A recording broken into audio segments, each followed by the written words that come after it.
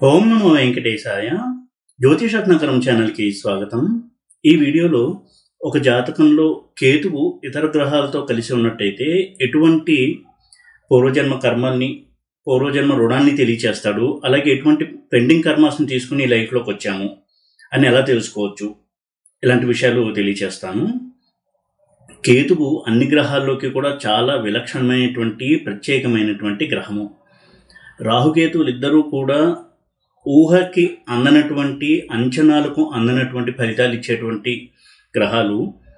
రాహు యొక్క శైలి వేరు, కేతువు యొక్క శైలి వేరు. కేతువు చాలా అగ్రెసివ్ ప్లానెట్, స్పిరిచువల్ టచ్ ఉన్నటువంటి ప్లానెట్.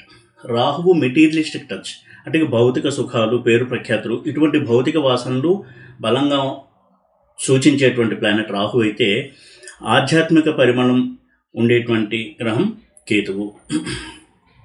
ఒక వ్యక్తి జాతకంలో రాహు మహాదశ, కేతు మహాదశ వచ్చాయి అంటే దానికి బలమైనటువంటి పూర్వజన్మ రుణం కారణమై ఉంటుంది. కేతు విషయానికి వస్తే, కేతువు అగ్రెసివ్ ప్లానెట్, అంటే తీవ్ర గ్రహము.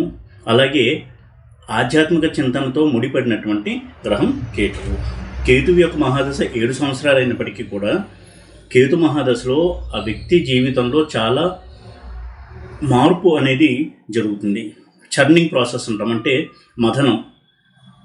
అది జరిగి తనను తాను క్లీన్ చేసుకోవడము, ఆత్మ పరిశీలన చేసుకోవడము, తనను తాను ఇంకా మెరుగైనటువంటి వ్యక్తిగా మలుచుకోవడము, ఇటువంటి ఫలితాలను ఇస్తాడు కేతువు. అయితే కేతు మహాదశ వచ్చిందంటే వారికి పూర్వజన్మలో ఒక పుణ్యం అనేటువంటి ఖాతా ఉంది, దానికి సంబంధించిన ఫలితాలు అనుభవించడానికి కేతు మహాదశ వచ్చింది అని అర్థం చేసుకోవాలి. ఒక్కొక్కసారి కేతు మహాదశ వచ్చినప్పుడు కష్టాలు అనుభవిస్తూ ముందుకు వెళ్తారు. ఒక్కొక్కసారి కేతు మహాదశలో చాలా వైభవాల్ని అనుభవిస్తూ ఉంటారు, కేతు అన్నటువంటి యోగాన్ని బట్టి. కానీ ఎటువంటి స్థితిలో ఉన్నా కానీ కేతువు ఆధ్యాత్మిక చింతన మాత్రం పెంచుతాడు. ఎంతటి నాస్తికులైనా సరే కేతు మహాదశ వచ్చింది అంటే వారికి ఆ స్పిరిచువల్ యాంగిల్ అనేది ఓపెన్ అవుతుంది. ఆ స్పిరిచువల్ ప్రోగ్రెస్, స్పిరిచువల్ జర్నీ ఇది స్టార్ట్ అవుతుంది. ఆధ్యాత్మిక పరమైన విషయాల పట్ల అవగాహన, వాటిని తెలుసుకోవడము, అటువంటి వ్యక్తులతో పరిచయాలు, ఇవన్నీ కూడా ఏర్పడతాయి. అయితే కేతు యొక్క మహాదశ ఎందుకు వచ్చింది అనేది అర్థం చేసుకోవడానికి పూర్వజన్మ కర్మను ఎంతవరకు కారణం అనేది మనం అనలైజ్ చేస్తే మనకు కొంతవరకు క్లూస్ అనేవి దొరుకుతాయి. కేతువు ఒక్కడు ఒక రాశిలో ఉండడం వేరు, వేరొక గ్రహంతో కలిసి ఒక రాశిలో ఉండడం వేరు. వేరొక గ్రహంతో కలిసి ఒక రాశిలో ఉన్నాడు అంటే దాని అర్థము ఆ గ్రహానికి సంబంధించినటువంటి కారకత్వాల విషయంలో పూర్వజన్మ కర్మలు, రుణాలు ఈ జన్మలో తీర్చుకోవడానికి కేతు మహాదశ వచ్చింది అని అర్థం చేసుకోవాలి. ఎలాగని కొంత నేను చిన్న చిన్న ఎగ్జాంపుల్స్ ఇచ్చి ఎక్స్ప్లెయిన్ చేయడానికి ట్రై చేస్తాను. ఒక వ్యక్తి పూర్వజన్మలో కొన్ని ఉత్తమ కర్మలు చేసి, దైవపరమైనటువంటి కర్మలు చేసి దాని ఫలితాలను అనుభవించాలి అంటే కేతు మహాదశ వస్తుంది, అందులో వారు అనుభవిస్తారు. అలాగే ఉదాహరణకి ఒక వ్యక్తి గత జన్మలో ఎన్నో పాపకర్మలు చేసి ఉండొచ్చు, కానీ పశ్చాత్తాపడి దానికి సంబంధించినటువంటి కరెక్టివ్ యాక్షన్స్ తీసుకున్నట్టయితే ఆ తరువాతి జీవితంలో భర్తలో వారికి కేతు మహాదశ వచ్చి అందులో వారి సోల్ క్లీనింగ్, అంటే ఆత్మశుద్ధి అనేది జరిగి మరింత పరిణితి చెందిన వ్యక్తిగా వారు తయారవుతారు. అసలు వ్యక్తిలో ఆత్మోన్నతి జరగాలి అనేటువంటి ప్రారంధం లేకపోతే, అటువంటి విధి కనుక లేకపోతే కేతు మహాదశ రాదు. ఇది చాలా సున్నితమైనటువంటి అంశము. కేతు ఒక్కడికే ఈ ప్రాపర్టీ ఉంది, అందుకే కేతువును మోక్షకారకుడు అన్నారు. దైవ సంబంధమైనటువంటి దైవానికి సంబంధించిన విషయాల పట్ల తీవ్రమైన తపస్సు ఇలాంటివి చేసినప్పుడు మాత్రమే కేతు మహాదశ వస్తుంది. ఇక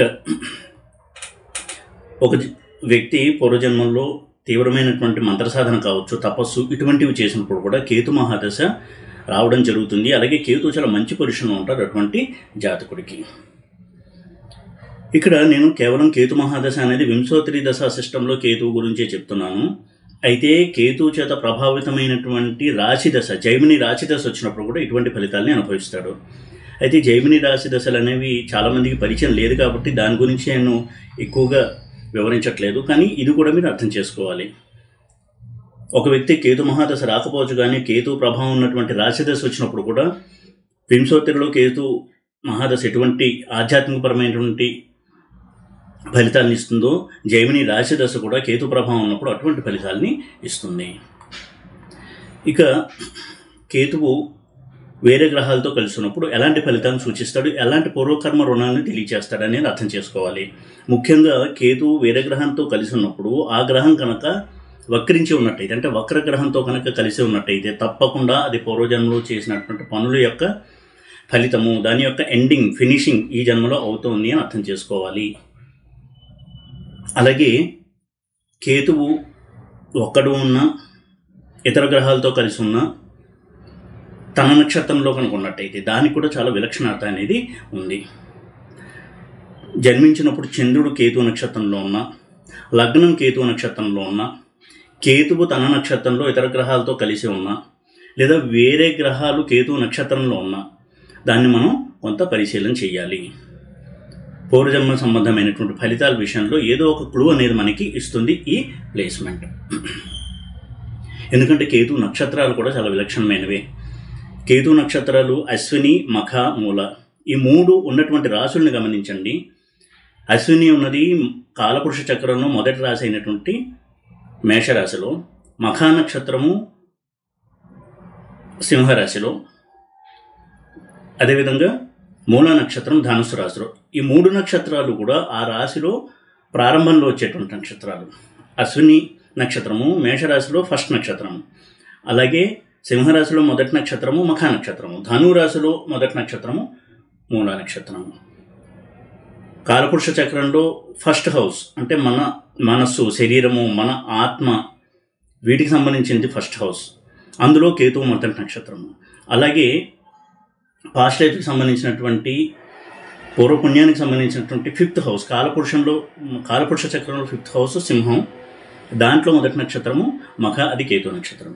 అలాగే కాలపురుష చక్రంలో 9th హౌస్ భాగ్యస్థానం, పూర్వపుణ్యము, అలాగే మనం చేసినటువంటి పుణ్యకర్మలు, మన పెద్దవాళ్ళు చేసినటువంటి పుణ్యకార్యాలు, వీటిని సూచించే హౌస్ 9th హౌస్, అందులో మొదటి నక్షత్రం కేతు నక్షత్రం అయినటువంటి మూలా నక్షత్రం. 3 కేతు నక్షత్రాలు అయినప్పటికీ కూడా ఒక్కొక్క నక్షత్రానికి ఒక్కొక్క రకమైనటువంటి ఒక విలక్షణత అనేది ఉంటుంది. కామన్గా ఉండే ప్రాపర్టీ ఏంటి అంటే ఆధ్యాత్మిక చింతనతో ముడిపడి ఉండడము. అశ్విని నక్షత్రంలో కేతు కనుక ఉన్నట్టయితే ఒక్కడు ఉన్న, ఇతర గ్రహాలతో ఉన్న వారు ఈ జీవితంలో తనను తాను ఎక్కువగా ఫోకస్ చేసుకుని, ఇంతకుముందు జన్మలో తనని తాను పట్టించుకోకుండా ఏ విషయాలనైతే వదిలిపెట్టారో ఈ జన్మలో తన గురించి తాను ఎక్కువగా పట్టించుకుంటూ, తనని ఎక్కువగా కరెక్ట్ చేసుకుంటూ, తనలో లోపాన్ని సరిదిద్దుకుంటూ జీవితంలో ఎదగడానికి ప్రయత్నాలు ఎక్కువగా చేస్తారు.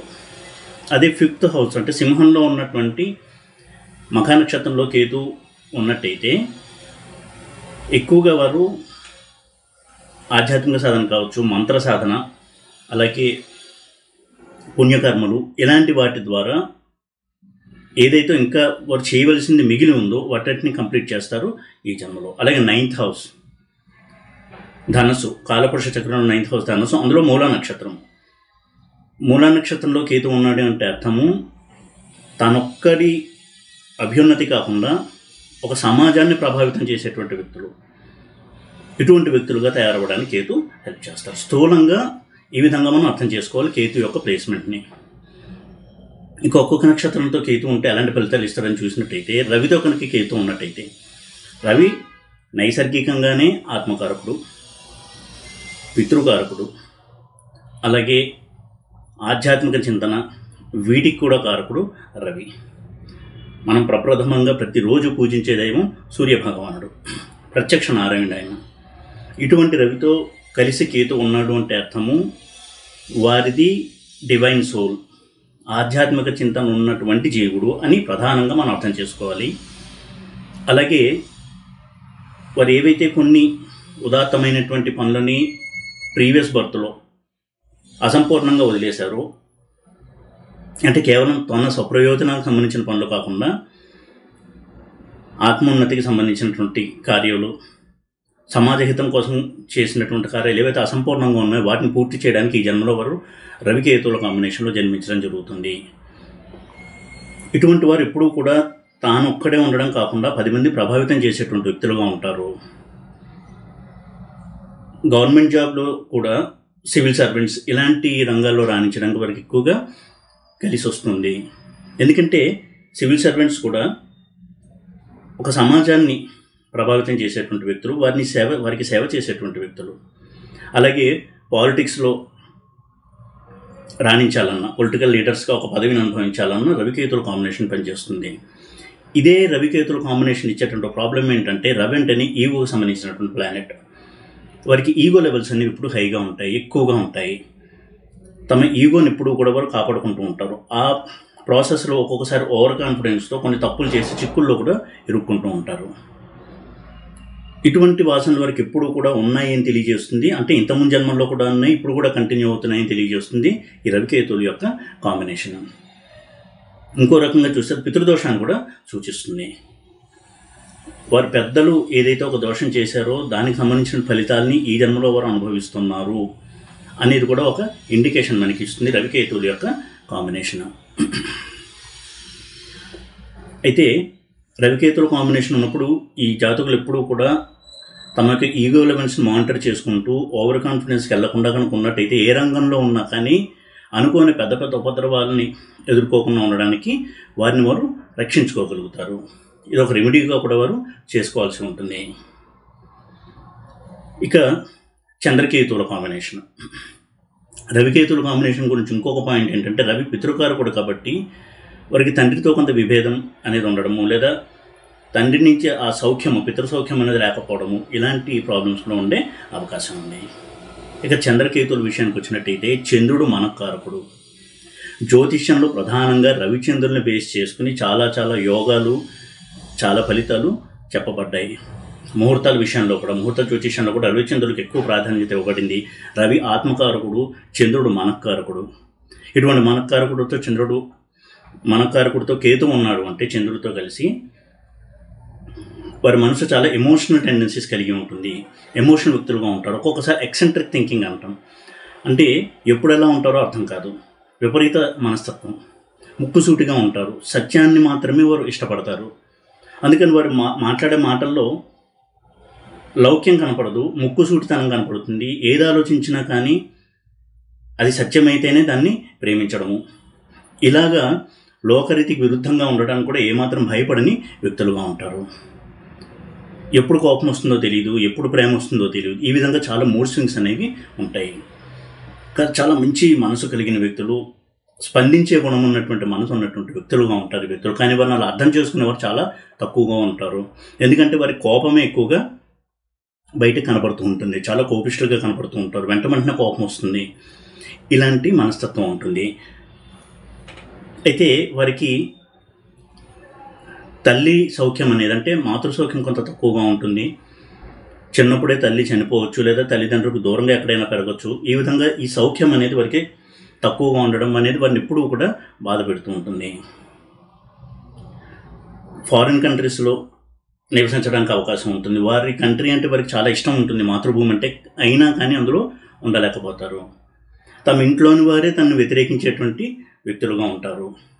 తన కుటుంబ సభ్యులు, తన తల్లి, తండ్రి, అన్నదమ్ములు, ఇటువంటి కుటుంబ సభ్యులందరూ కూడా వారిని వ్యతిరేకించేటి వ్యక్తులుగా ఉండే అవకాశం ఉంటుంది. దీనికి కూడా పూర్వకర్మ కారణము. కేతువు అగ్రెసివ్ ప్లానెట్, చంద్రుడు మనకారకుడు. అంటే పాస్ట్ లైఫ్లో కనుక తన యొక్క దూకుడు స్వభావంతో అగ్రెసివ్గా ఉండి తన ఇంట్లో వాళ్ళని, చుట్టుపక్కల వాళ్ళని బాధ పెట్టాడు కాబట్టి చంద్రకేతువుల కలయిక అనేది మ్యాలిఫిక్ కాంబినేషన్లో కొంత అవయోగంలో ఉండడం జరుగుతుంది.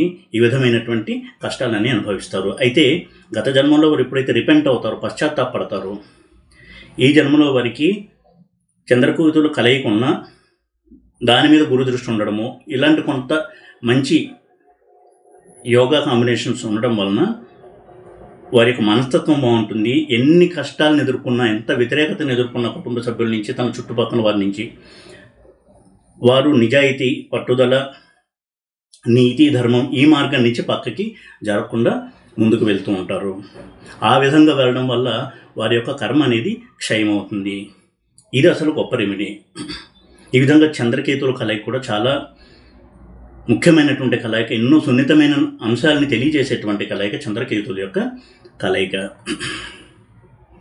ఇక చంద్రకేతువుల కలయిక ఉన్నప్పుడు ఒక్కొక్కసారి మూడ్ స్వింగ్స్ అనేది ఎక్కువగా ఉంటాయి, మనసు చంచలంగా ఉంటుంది, సూసైడల్ టెండెన్సీస్ కూడా ఉంటాయి కొంత మ్యాలిఫిక్ కాంబినేషన్లో కనుక ఉన్నట్టయితే. ఇది కూడా పితృదోషాన్ని తెలియచేస్తుంది. యాంగ్జైటీ, ఉద్వేగము ఇవన్నీ కూడా చాలా త్వరగా వస్తూ ఉంటాయి వీరికి. వీరెప్పుడు కూడా భగవదారాధన చేయడము, తీర్థయాత్రలు, క్షేత్ర దర్శనం చేస్తూ ఉన్నట్టయితే కేతు చాలా మంచి బ్లెస్సింగ్స్ అనేవి ఇస్తాడు జాతకుడికి. ఇక బుధుడితో కనుక కేతు కలిసి ఉన్నట్టయితే ఇది మంచి చెడు రెండు రకాలుగాను చూడొచ్చు.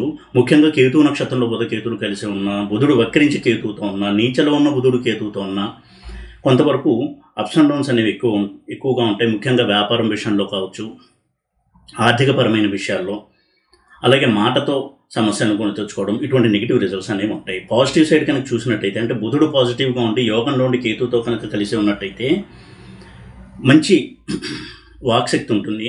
తమ వాక్కులతో చాలామందిని ఆకర్షించగలగడము, అదే వారి బిజినెస్ అవ్వడము, వారి ప్రొఫెషన్గా మలుచుకోవడము, చాలామందిని ఇన్స్పైర్ చేసేటువంటి ఒక స్పీచ్ ఇవ్వగలగడము, మోటివేషనల్ స్పీకర్స్గా ఉండడము, ఇటువంటి చాలా మంచి ఫలితాలను ఇస్తుంది బుధ కేతువుల యొక్క కలయిక. అలాగే మంత్ర జపానికి, మంత్రానుష్ఠానానికి ఇది చాలా చాలా మంచి కలయిక. జ్యోతిషంలో మంచి పట్టు సాధించాలి, స్పాంటేనియస్గా ప్రెడిక్షన్స్ ఇవ్వాలి, అంటే ఒక చార్ట్ చూడగానే వారికి స్ఫురించాలి, ఇలా ఉండుండొచ్చు, ఇలా అవుతుంది అని. ఇటువంటి స్పాంటేనియస్, ఇన్స్టంటేనియస్, అప్పటికప్పుడు ప్రెడిక్షన్స్ ఇవ్వగలిగేటువంటి ఆ నైపుణ్యం, ఆ శక్తి కావాలంటే బుధకేతువుల కలయిక చాలా బాగా హెల్ప్ చేస్తుంది. ఆస్ట్రాలజీ కాంబినేషన్స్లో కనుక్కున్నట్టయితే బుధకేతువుల కలయిక చాలా అద్భుతమైనటువంటి ఆస్ట్రాలజర్స్గా రాణిస్తారు.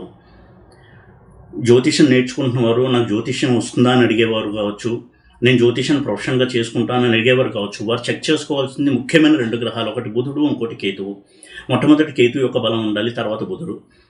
బుధుడు కూడా ఇటువంటి మంత్రశాస్త్రము, జ్యోతిష్యము ఇలాంటి వాటిలో చాలా మంచి ఫలితాలు ఇచ్చేటువంటి గ్రహం. ఎందుకంటే బుద్ధి బలానికి సంబంధించిన ప్లానెట్, లాజిక్కి సంబంధించిన ప్లానెట్. కేతువు ఇంట్యూషన్కి సంబంధించిన ప్లానెట్. అందుకే బుధకేతువులు ఉన్నప్పుడు వారి ఇంట్యూషన్స్తో ప్రెడిక్షన్స్ చేస్తూ ఉంటారు. వారికి అనిపిస్తూ ఉంటుంది, వారికే ఒక లోపల ఒక వాణి వినిపిస్తూ ఉంటుంది, దాని ప్రకారం వాళ్ళు చెప్తూ ఉంటారు. ఇలాంటి చాలా అరుదైనటువంటి ఫలితాలను ఇస్తుంది ఈ బుధకేతువుల యొక్క కాంబినేషన్. అంటే పూర్వజన్మలో వారు అటువంటి దైవ సాధన, మంత్ర సాధన చేసి ఈ జన్మలోకి వచ్చారు కాబట్టి చిన్నప్పటి నుంచే వారికి ఇటువంటి విద్యలో ప్రవేశం అనేది ఉంటుంది. చిన్నప్పుడే చిన్న చిన్న స్తోత్రాలు కావచ్చు, భగవద్గీత వంటివి ఒకసారి చదవగానే వారికి నోటికి వచ్చేయడము, అవి లైఫ్ లాంగ్ గుర్తుండడము. ఎందుకు అంటే వారు ఇంతకుముందు జన్మలో ఆ సాధనలు చేసి ఈ జన్మలో వారు కంటిన్యూ చేయడానికి వచ్చారు.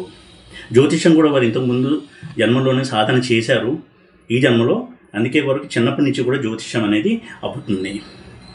గురువు యొక్క ట్రైనింగ్ మినిమం ఉన్నా కానీ వీరి స్వశక్తితో, వీరు పూర్వజన్మలో చేసుకున్న తపస్సు వలన జ్యోతిషంలో చాలా మంచి పేరుని తెచ్చుకుంటారు. అందుకే జ్యోతిష్యంలో రాణించడానికి ఎన్ని కాంబినేషన్స్ ఉన్నా దైవ బలము, దైవానుగ్రహము, పూర్వజన్మ తపస్సు అనేది చాలా చాలా ముఖ్యము.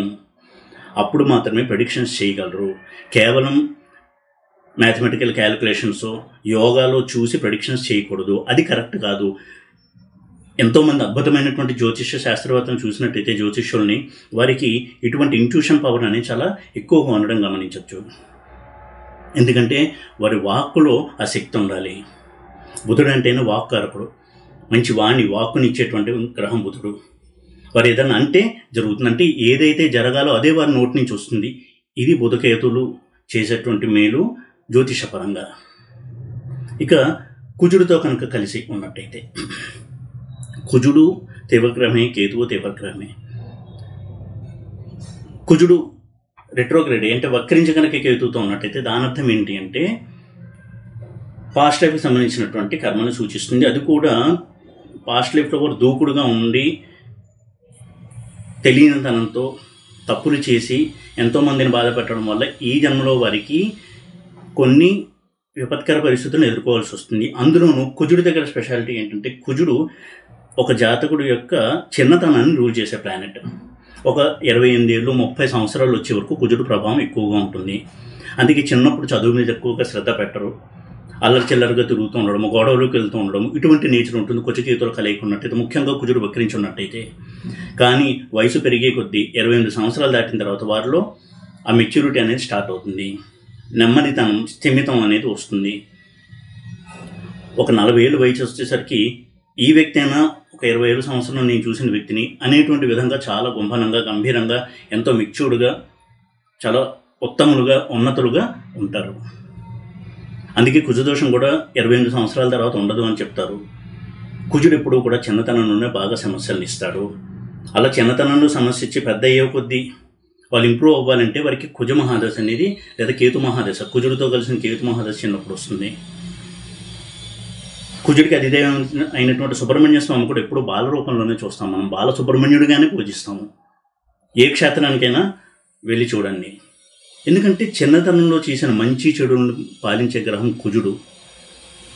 చిన్నతనంలో పొరపాట్లు చేసిన, తన చుట్టూ ఉన్న వారిని బాధ పెట్టిన తర్వాత రియలైజ్ అయ్యి మంచి మార్గంలో కనికెళ్ళినట్టయితే నెక్స్ట్ బర్త్లో కుజుడు కేతువుతో కలిసి 4th హౌస్లో ఉండడము, ఇటువంటి కొన్ని స్థానాల్లో ఉండి ఆ దశలు అనేవి నడుస్తాయి. కుజ దశ కానీ కేతు దశ కానీ. ఈ విధంగా మనం కుజకేతుల కలయికని చూడాల్సి ఉంటుంది. పాజిటివ్ సైడ్ చూసినట్టయితే రియల్ ఎస్టేట్లో రాణించడము, ఇటువంటి చాలా మంచి ధనయోగాలను ఇస్తారు. అలాగే కుజుడు అంటేనే బిజినెస్ మ్యాన్, బిజినెస్లో మంచి సక్సెస్ని సాధిస్తారు. ముక్కుసూటిగా ఉండేటువంటి వ్యక్తులుగా ఉంటారు. నిజాయితీ, ధర్మం వీటిని జీవితాంతం పాటించేటువంటి వ్యక్తులుగా ఉంటారు. ఎవరో చెప్పడం వల్ల ఇవి పాటించరు. వారి యొక్క స్వభావంలో, వారి నైజంలో ఈ గుణాలు ఉంటాయి. తాను నిజము, ఇది కరెక్ట్ అని అనుకుంటే, నమ్మితే దాన్ని పాటించడానికి, ఏది వదులుకోవడానికైనా సిద్ధపడేటువంటి చాలా ఉదాత్తమైనటువంటి వ్యక్తిత్వం వస్తుంది కుజకేతువుల కలయిక. ఈ దృష్టికోణంలో చూడక కుజుడు అనగానే కుజదోషమని, కుజుడిని నెగిటివ్గా చూడడం అనేది పొరపాటు. ఏ విషయమైనా సరే సత్యం కోసం పోరాడాలి, ప్రాణం పోయినా సరే అనేటువంటి తెగువ రావాలంటే కుజుడు ఉండాలి. అందుకే మిలిటరీ పర్సన్స్కి, సోల్జర్స్కి, ఆర్మీలో ఉండేవారికి కుజుడు యొక్క బలం ఎక్కువగా ఉంటుంది. వారి యొక్క ఫ్యామిలీస్ని అన్ని వదిలిపెట్టి వారు దేశ రక్షణ కోసం యుద్ధం చేయడానికి కూడా వెనుకాడరు. అందులో వారి ప్రాణం పోవచ్చు, పోకపోవచ్చు, కానీ దాని గురించి వారు పట్టించుకోకుండా వెళ్ళి పోరాడేటువంటి ఆ ధైర్యము, చొరవ, సాహసం ఇచ్చే గ్రహం కుజుడు. అంత అద్భుతమైనటువంటి గ్రహం కుజుడు. మనలో జీవశక్తికి కారణం కుజుడు. ఇటువంటి కుజుడితో కేతు కలిసి ఉండడం అనేది చాలా గొప్ప యోగము. అందులోనూ కుజుడు భాగ్యంతో, భాగ్యాధిపతితో సంబంధం ఉండి కేతుతో కనుక కలిసి ఉన్నట్టయితే, ఉదాహరణకి కుజుడు భాగ్యాధిపతి కేతుతో కలిసి ఉన్నట్టయితే అద్భుతమైనటువంటి ఆధ్యాత్మిక చింతన ఇస్తారు. ఒక వయసు వచ్చే వరకు వారు పెద్దగా ఆధ్యాత్మిక చింతన వైపు వెళ్ళకపోయినా ఎవరో ఒక మహానుభావుడి యొక్క మంచి మాట వినో, లేదన్నా ఒక మంచి పుస్తకం చదివో, ఏదో ఒక సంఘటన ద్వారా అప్పటికప్పుడు కూడా వారిలో రియలైజేషన్ వచ్చి చాలా త్వరగా కూడా ఆధ్యాత్మిక మార్గంలో వెళ్ళేటువంటి వ్యక్తులను కూడా చూడొచ్చు. అలాంటి అద్భుతమైన కాంబినేషన్ కుజకేతువుల కలయిక. ఇక గురువుతో కనుక కలిసి ఉన్నట్టయితే ఇది అన్నిటికంటే బెస్ట్ కంజంక్షన్, కలయిక, గురుకేతువుల యొక్క కలయిక. పూర్వజన్మలో గురువుల్ని సేవించి దేవతా దర్శనం చేసుకుని ఎప్పుడూ కూడా దివ్యమైన జీవితాన్ని గడుపుతూ ఉన్నట్టయితే ఈ జన్మలో వారికి గురుకేతువుల కలయిక ఉండి వారు జన్మిస్తారు. వారికి గురువు యొక్క అనుగ్రహం ఉంటుంది, దైవం యొక్క అనుగ్రహం ఉంటుంది. వారికి తెలియకుండానే దైవానుగ్రహము, గురువు యొక్క ఆశీస్సులు వారికి వారి లైఫ్లో జీవితాంతం అడుగడుగునా కూడా వెంట ఉండి వారిని రక్షిస్తూ ఉంటాయి. ఇంత మంచి కాంబినేషన్ గురుకేతుల యొక్క కాంబినేషన్. అయితే ఇదే గురువు నెగిటివ్గా ఉన్నట్టయితే పూర్వజన్మలో ఒక గురుస్థానంలో ఉండి తన శిష్యులకి అన్యాయం చేసిన, ఉదాహరణకు ఒక ప్రొఫెసర్గా ఉండి తన కింద ఉండేటువంటి స్టూడెంట్స్కి, తన పిహెచ్డి గైడ్గా ఉండి ఆ స్టూడెంట్స్కి కొంత అన్యాయం చేయడము, వారిని కష్టపెట్టడము, ఇలా గురువు పాత్రకి కొంత అన్యాయం, ద్రోహం చేసినట్టయితే గురువు నెగిటివ్గా ఉండి కేతుతో కలిసి చాలా ఇబ్బందులకి గురి చేస్తాడు. ఎన్నో అవమానాలు కలిగిస్తాడు. వారికి గుర్తింపు రాదు. వారికి ఎంత విద్వత్తు ఉన్నా కానీ వారిని గుర్తించేటువంటి వ్యక్తులు ఉండరు. అపనిందలను ఎక్కువగా పడుతూ ఉంటారు. ఎందుకంటే గురుద్రోహము, గురువుగా ఉండి చేసేటువంటి ద్రోహము శిష్యులకి అంత తీవ్రమైనటువంటి ద్రోహము. అటువంటి వాటిని సూచిస్తుంది గురుకేతుల యొక్క కలయిక. ఇక శుక్రుడితో కనుక కేతు కలిసి ఉన్నట్టయితే ఇది కూడా వివాహానికి సంబంధించిన విషయాన్ని ప్రధానంగా సూచిస్తుంది. శుక్రకేతువులు అంటే కేవలం వైవాహిక సమస్యలు ఉంటాయనే అనుకోకూడదు. శుక్రుడు కనుక శుభుడుగా ఉండి కేతుతో కలిసి ఉంటే ఇంతకుముందు జన్మలో కూడా వారు భార్యాభర్తలుగా ఉన్నారు. అయితే ఆ బంధం ఇంకా కొనసాగాల్సి ఉంది. వారిద్దరి మధ్య ఉన్నటువంటి ఆప్యాయత, అనురాగము, అందుకని ఈ జన్మలో వారు శుక్రకేతుల కలయికలో జన్మిస్తారు. లైఫ్ లాంగ్ వారు చాలా అన్యోన్యంగా ఉండేటువంటి కపులుగా ఉంటారు, దంపతులుగా ఉంటారు. ఇటువంటి మంచి యోగాన్ని కూడా ఇస్తుంది శుక్రకేతుల యొక్క కలయిక. శుక్రకేతువుల కలయిక అనగానే నెగిటివ్ అని అనుకోకూడదు. అయితే శుక్రుడు సాధారణంగా కేతువుతో కలిసి ఉన్నప్పుడు లవ్ ఫెయిల్యూర్స్, మ్యారేజ్లో ప్రాబ్లమ్స్, మిస్అండర్స్టాండింగ్స్, ముఖ్యంగా మగవారిలో అయితే పరస్త్రీ వ్యామోహం, ఇవి ఇచ్చేటువంటి అవకాశం ఉంటుంది. అంటే పాస్ట్ లైఫ్లో కూడా కొంతమంది స్త్రీలతో పరిచయం ఉంది, అది ఈ లైఫ్లో వరకు కంటిన్యూ అవుతుంది. పెళ్ళైన తర్వాత కూడా, పెళ్లికి ముందు పెళ్లి తర్వాత కూడా వేరే స్త్రీలతో పరిచయం ఉండడానికి శుక్రకేతువుల కలయిక అనేది కారణము. ఇక శనితో కనుక కలిసి శుక్రుడు కేతు ఉన్నట్టయితే, కర్మకారకుడైన శని ఎప్పుడైతే కేతుతో కలిసి ఉంటాడో, యోగంలో కనుక ఉన్నట్టయితే చాలా సాధారణ వ్యక్తిగా జీవితాన్ని స్టార్ట్ చేసి ఉన్నతమైన స్థానానికి ఎదగడం, ఒక కంపెనీకి సీఈఓ అవడం, లేదా ఒక బిజినెస్ స్థాపించి తన యొక్క వ్యాపార సామ్రాజ్యాన్ని విస్తరించగలగడం, ఇటువంటి చాలా అద్భుతమైనటువంటి రిజల్ట్స్ని కూడా ఇస్తాడు కేతు శనితో కనుక కలిసి ఉన్నట్టయితే. అయితే శని వక్రించి కేతుతో కలిసి ఉన్న, నీచలో ఉన్న శనితో కేతు ఉన్న కొంతవరకు సమస్యలు ఎక్కువగా ఉంటాయి. వక్రించిన శని అంటేనే అర్థము పాస్ట్ లైఫ్కి సంబంధించినటువంటి ఫలితాన్ని ఈ జన్మలో అనుభవించడానికే ఆ పీరియడ్ వచ్చింది, కేతు మహాదశ కానీ శని మహాదశ కానీ. పాస్ట్ లైఫ్లో చేసినటువంటి పొరపాట్లు దిద్దుకునే అవకాశము ఈ జన్మలో ఇస్తారు శని కానీ కేతు కానీ ఇద్దరు కలిసి ఉన్నట్టయితే, ముఖ్యంగా శని వక్రించినట్టయితే. ఎందుకంటే శని, రాహుకేతులు ముగ్గురు కూడా ప్రధానంగా కర్మకారకులు. పూర్వజన్మ కర్మలను ఇవ్వడంలో వారికంటూ ప్రత్యేకమైనటువంటి స్థానాన్ని ఇవ్వబడింది ఈ 9 గ్రహాల్లో. అందుకని శనికేతువుల కలయిక, వక్రించిన శని యొక్క కలయిక అర్థం ఏమిటి అంటే, ఇంతకుముందు ఉదాహరణకి వారొక అధికారిగా ఉండి తన కింద వాళ్ళకి అన్యాయం చేయడము, వాళ్ళని పట్టించుకోకపోవడము, వారికి జీతభత్యాలు సరిగ్గా ఇవ్వకపోవడము, ఇలాంటివి చేయడం వల్ల వారికి ఈ జన్మలో వారు ఎంత కష్టపడి పనిచేసినా కానీ వారు గుర్తింపు రాకపోవడము, ఆఖరి నిమిషంలో వేరే వారికి తమకు రావాల్సిన ప్రమోషన్ వెళ్ళిపోవడము, ఏదో కారణం చేత ఇలాంటివి జరుగుతూ ఉంటాయి. అందుకే శనికేతులు కలిసి ఉంటే ఎప్పుడూ కూడా కర్మని వదిలిపెట్టకూడదు. ఎన్ని డిసప్పాయింట్మెంట్స్ వచ్చినా, ఎంత నిరాశ నిస్పృహలున్నా, ఇవి నా పూర్వజన్మ కర్మల వల్ల వచ్చాయని అర్థం చేసుకుని కర్మని చిత్తశుద్ధితో, అంకిత భావంతో, ఒక దైవభావంతో చేయడం అనేది చాలా పెద్ద రెమెడీ. ఎన్ని అభిషేకాలు చేసినా, ఎన్ని పూజలు చేసినా ఇది అసలైన రెమెడీ. అప్పుడు వారి యొక్క కర్మల్ని ఉద్ధరిస్తాడు శని కానీ కేతు కానీ. అలాగే ఆధ్యాత్మిక రంగంలో చూసినట్టయితే వైరాగ్యానికి చాలా బాగా పనిచేస్తుంది శనికేతువుల యొక్క కలయిక. ఎంత జ్ఞానం ఉన్నా, ఎంత మంత్రానుష్ఠానం చేసినా, ఎంత పాండిత్యం ఉన్నా, వైరాగ్యం అనేది దైవానుగ్రహం వలన మాత్రమే కలుగుతుంది. ఆ వైరాగ్యం వచ్చినప్పుడే జ్ఞానము అసలైనటువంటి స్వరూపంలో ప్రకాశిస్తుంది. భక్తి, జ్ఞానం ఇవి ప్రకాశించాలంటే వైరాగ్యం కూడా, స్వచ్ఛమైనటువంటి వైరాగ్యం కూడా ఉండాలి. ఇటువంటి వైరాగ్యాన్ని ఇస్తుంది ఈ కలయిక. ఈ విధంగా కేతువు వేరే గ్రహాలతో కలిసి ఉన్నాడు అంటే దానికి వెనుక ఎంతో పూర్వజన్మ రహస్యము, పూర్వకర్మల ఫలితాలు, పెండింగ్ కర్మస్ ఉన్నాయి అని అర్థం చేసుకోవాలి. తన కర్మల్ని సవరించుకోవడమే ఆ జాతకుడు చేయవలసినటువంటి రెమెడీ అనేటువంటి దృష్టితో కనుక చూసినట్టయితే ఈ కలయికని, తప్పకుండా వారు కేతు మహాదశలో ఆత్మోన్నతిని పొంది ఇంకా చాలా మెచ్యూర్డ్ పర్సన్గా ఎదగడానికి సహాయపడతాడు కేతువు. ఈ వీడియో కనుక మీకు నచ్చినట్టయితే లైక్ చేసి, షేర్ చేసి, సబ్స్క్రైబ్ చేయండి. ఓం నమో వెంకటేశాయ.